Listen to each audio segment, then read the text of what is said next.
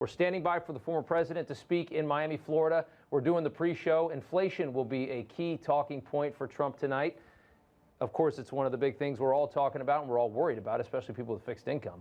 Joining me now is Chief Operating Officer of American Hartford Gold, Max Baecker. And Max, thanks so much for coming on. Americans have lost over $2 trillion this year in their 401ks. That's the number, $2 trillion 401ks and IRAs this year. The average American losing about 25%.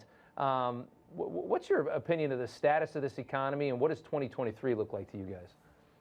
Look, 2023 is going to be another rough year. You look at some of the biggest names in business and finance: Jamie Dimon, Elon Musk, Jeff Bezos, Ray Dalio, Stan Druckenmiller.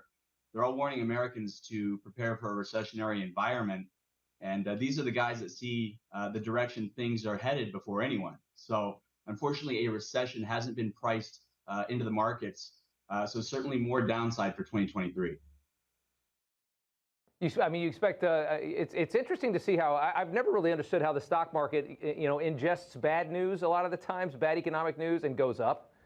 It's very strange. It's one of the reasons why I don't dabble too much in the stock market, because I feel like I don't really know what I'm doing. But right. Explain that to us, because obviously the markets have been going down. Obviously the 401ks are down, but it's not always exactly as it seems. It's not always, bad news means down economy or down market. Yeah, when you're in this environment where the Fed is dictating what's happening, a lot of times bad news can be good news, because maybe that means that the Fed is going to slow down with their rate hikes. Maybe it means they're going to pivot. So the market is taking a lot of cues off of that, hey, maybe bad news is really good news, and then vice versa. So it's certainly an odd time.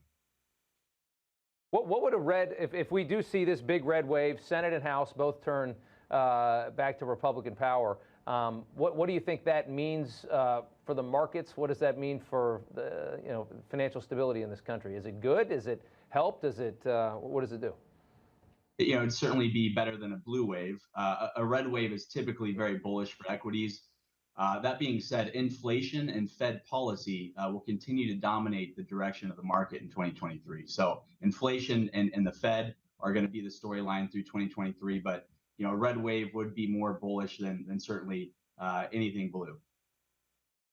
They just did their fourth 75-point hike in a row. There's another potentially coming in December. A lot of the financial guys on my show, we talk to them all the time. They think that the Fed is going to, wuss out on this and probably start softening their position even before inflation goes down. I know that Jerome Powell says he's going to be ardent. He's going to stick to this until we can get an inflation number maybe around like 4%, if not lower. How do you think the Fed responds? Do they keep going? Do they stay bold? November 10th, you have the CPI report coming out, CPI index. That'll be very telling as to what inflation has done in October. And look to that date to really tell us, what's going to happen on December 15th during the Fed's next meeting. So November 10th is a big date. Okay, and how deep do you think this recession goes? I mean, if we do march back, and I know we had two quarters there where we were down, technically in a recession, then we went back up this last quarter, although it was a little bit tricky to figure out exactly why that happened. But how bad do you think this gets? I know a lot of people that think 2023 could be really ugly. You got central banks raising rates into a slowing environment.